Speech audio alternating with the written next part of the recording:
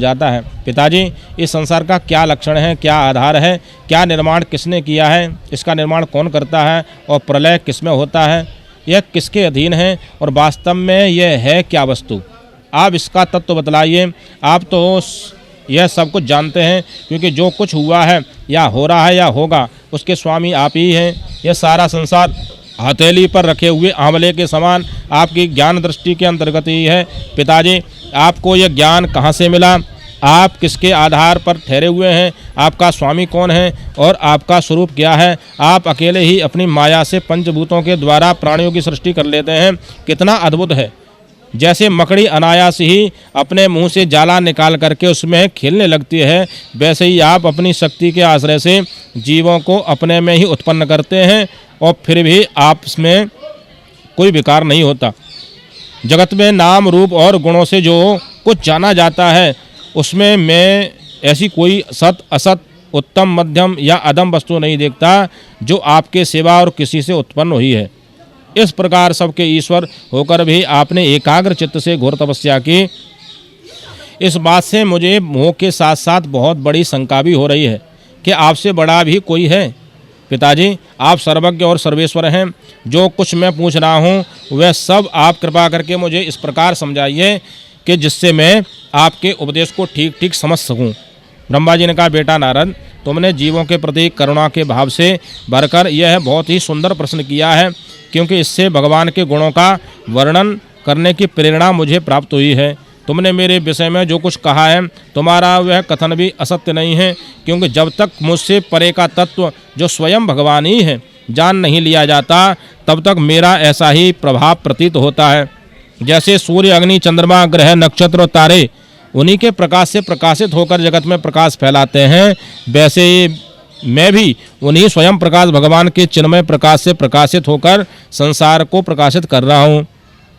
उन भगवान वासुदेव की मैं वंदना करता हूँ और ध्यान भी, जिनकी दुर्जय माया से मोहित होकर लोग मुझे जगतगुरु कहने लगते हैं। यह माया तो उनकी आंखों के सामने ठहरती ही नहीं है, झेप कर दूर ही भाग जाती है, परंतु संसार के अज्ञानी जन उसी से मोहित होकर यह मैं हूँ, यह मेरा है, इस प्रकार बकते रहते हैं। भगवत स्वरूप नारद, द्रव्य, कर्म, काल, स्वभाव और जीव वास्तव में भगवान से भिन्न दूसरी कोई वस्तु है ही नहीं। वेद नारायण के परायण हैं, देवता भी नारायण के ही अंगों से कल्पित हैं और समस्त यज्ञ भी नारायण की प्रसन्नता के लिए ही हैं, तथा उनसे जिन लोकों की प्राप्ति होती है वे भी नारायण में ही कल्पित हैं। सब प्रकार के योग भी नारायण की प्राप्ति के लिए ही हैं। सारी तपस्याएं नारायण की ओर ही ले जाने वाली हैं। ज्ञान के द्वारा भी नारायण को ही जाना जाता है। समस्त साध्य और साधनों का पर्यवसान भगवान नारायण में ही है। वे दृष्टा होने पर भी ईश्वर हैं, स्वामी हैं, निर्विकार होने पर भी सर्वस्वरूप हैं। उन्होंने ही मुझे बनाया है और उनकी दृष्टि से ही प्रेरित होकर मैं उनके इच्छानुसार सृष्टि रचना करता हूँ। भगवान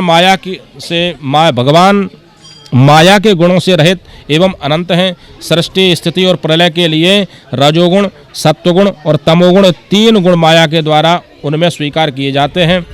यही तीनों गुण द्रव्य, ज्ञान और क्रिया का आश्रय लेकर मायातीत नित्य मुक्त पुरुष को ही माया में स्थित होने पर कार्य, कारण और कर्तापन के अभिमान से बांध लेते हैं। नारद, इंद्रियातीत भगवान गुणों के इन तीन आवरणों से अपने स्वरूप को भलीभांति ढक लेते हैं, इसलिए लोग उनको नहीं जान पाते। सारे संसार के और मेरे भी एकमात्र स्वामी वे ही हैं। मायापति भगवान ने एक से बहुत होने की इच्छा होने पर अपनी माया से अपने स्वरूप में स्वयं प्राप्त काल, कर्म और स्वभाव को स्वीकार कर लिया। भगवान की शक्ति से ही काल ने तीनों गुणों में क्षोभ उत्पन्न कर दिया, स्वभाव ने उन्हें रूपांतरित कर दिया और कर्म ने महत तत्व को जन्म दिया। रजोगुण और सत्वगुण की वृद्धि होने पर महत तत्व का जो विकार हुआ उससे ज्ञान, क्रिया और द्रव्य रूप तमह प्रधान विकार हुआ, वह अहंकार कहलाया और विकार को प्राप्त होकर तीन प्रकार हो गया। उसके भेद हैं वैकारिक, तेजस और तामस। नारद जी, वे क्रमशः ज्ञान शक्ति, क्रिया शक्ति और द्रव्य शक्ति प्रधान हैं। जब पंच महाभूतों के कारण रूप तामस अहंकार में विकार हुआ तब उससे आकाश की उत्पत्ति हुई। आकाश की तन्मात्रा और गुण शब्द हैं। इस शब्द के द्वारा ही दृष्टा और दृश्य का बोध होता है। जब आकाश में विकार हुआ तब उससे वायु की उत्पत्ति हुई। उसका गुण स्पर्श है। अपने कारण का गुण आ जाने से यह शब्द वाला भी है। इंद्रियों में स्फूर्ति, शरीर में जीवनी शक्ति, ओज और बल इसी के रूप हैं। काल, कर्म और स्वभाव से वायु में भी विकार हुआ, उससे तेज की उत्पत्ति हुई, इसका प्रधान गुण रूप है। साथ ही इसके कारण आकाश और वायु के गुण, शब्द एवं स्पर्श भी इसमें हैं। तेज के विकार से जल की उत्पत्ति हुई, इसका गुण है रस। कारण तत्वों के गुण, शब्द, स्पर्श और रूप भी इसमें हैं। जल के विकार से पृथ्वी की उत्पत्ति हुई, इसका गुण है गंध। कारण के गुण कार्य में आते हैं। इस न्याय से शब्द, स्पर्श, रूप और रस ये चारों गुण भी इसमें विराजमान हैं। वैकारिक अहंकार से मन की और इंद्रियों के 10 अधिष्ठात्री देवताओं की भी उत्पत्ति हुई। उनके नाम हैं दिशा, वायु, सूर्य, वरुण, अश्विनी कुमार, अग्नि, इंद्र, विष्णु और मित्र और प्रजापति। तेजस अहंकार के विकार से श्रोत्र, त्वचा, नेत्र, जिह्वा और घ्राण ये 5 ज्ञानेंद्रियां एवं वाक, हस्त, पाद, गुदा और जननेन्द्रिय ये 5 कर्मेंद्रियां उत्पन्न हुई। साथ ही ज्ञान शक्ति रूप बुद्धि और क्रिया शक्ति रूप प्राण भी तेजस अहंकार से ही उत्पन्न हुए। श्रेष्ठ ब्रह्मविद जिस समय ये पंचभूत, इंद्रिय, मन और सत्व आदि तीनों गुण परस्पर संगठित नहीं थे, तब अपने रहने के लिए भोगों के साधन रूप शरीर की रचना नहीं कर पाते, शरीर की रचना नहीं कर सके, तब भगवान ने इन्हें अपनी शक्ति से प्रेरित किया। तब वे तत्व परस्पर एक दूसरे के साथ मिल गए और उन्होंने आपस में कार्य कारण भाव स्वीकार करके व्यष्टि समष्टि रूप पिंड और ब्रह्मांड दोनों की रचना की। वह ब्रह्मांड रूप अंडा 1 सहस्र वर्ष तक निर्जीव रूप से जल में पड़ा रहा। फिर काल, कर्म और स्वभाव को स्वीकार करने वाले भगवान ने उसे जीवित किया। उस अंडे को फोड़कर उसमें से वही विराट पुरुष निकला, जिसकी जंघा, चरण, भुजाएं, नेत्र, मुख और सिर सहस्रों की संख्या में थे।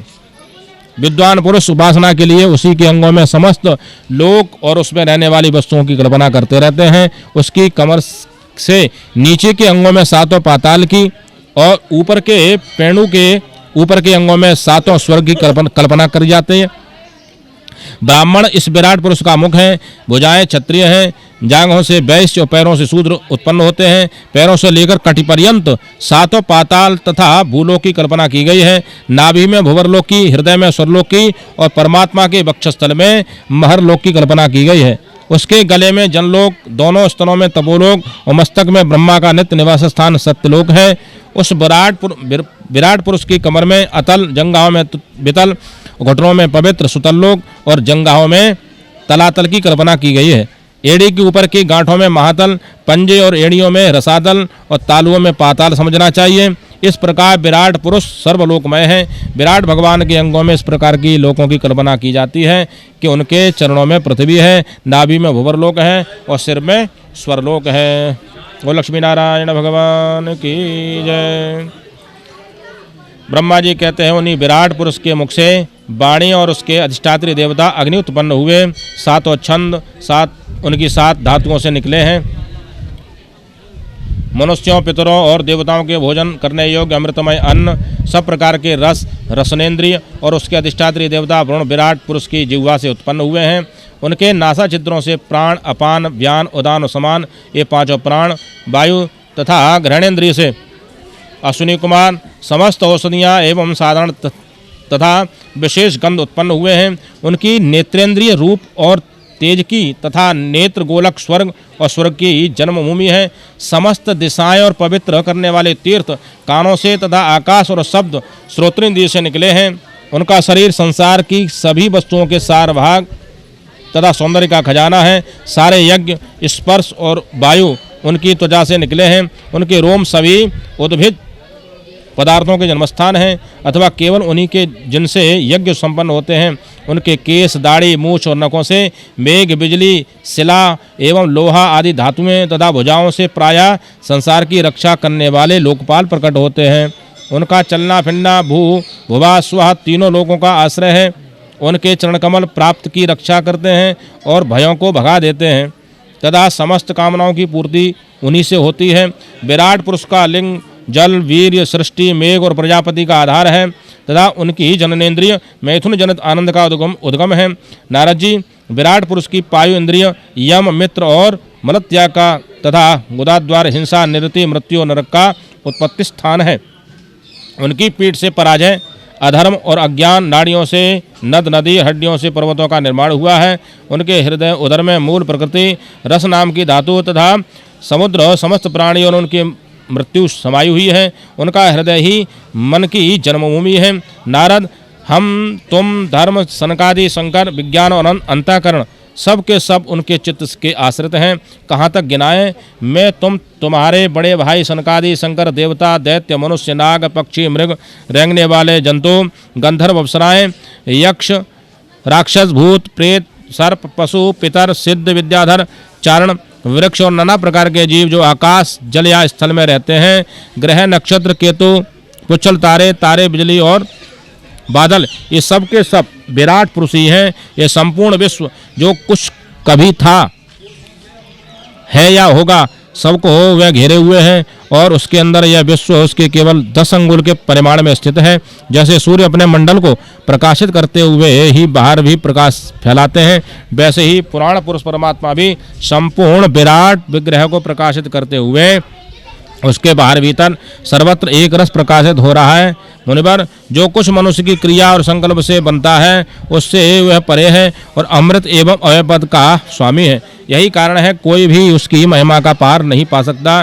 संपूर्ण लोग भगवान के एक पात मात्र अंश मात्र हैं तथा उनसे अंशमात्र लोकों में समस्त प्राणी निवास करते हैं। भूलोक भुवरलोक और स्वर्लोक के ऊपर महरलोक हैं।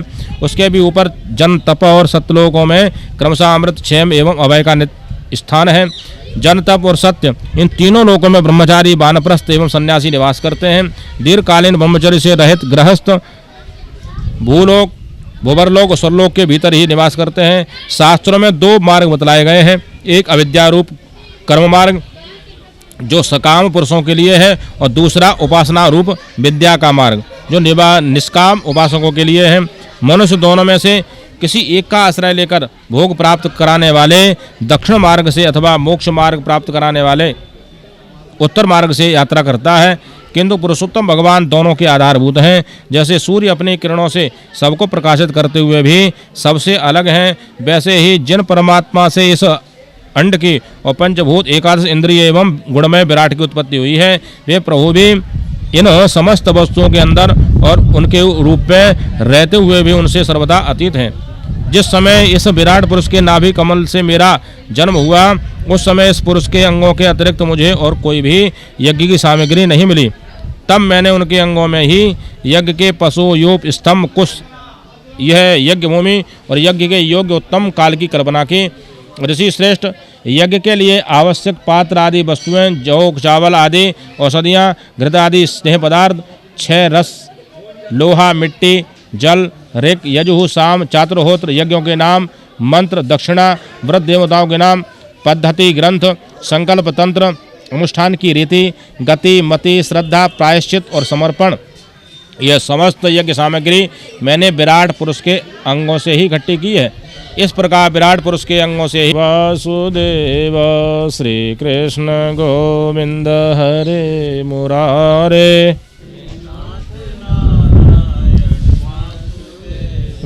श्री कृष्ण गोविंद हरे मुरारे हे नाथ नारायण वासुदेव श्री कृष्ण गोविंद हरे मुरारे हे नाथ हे नाथ नारायण वासुदेव हे नाथ नारायण वासुदेव हे नाथ नारायण वासुदेव हे नाथ नारायण वासुदेव श्री कृष्ण गोविंद हरे मुरारे हे नाथ नारायण वासुदेव श्री कृष्ण गोविंद हरे मुरारे हे नाथ नारायण वासुदेव।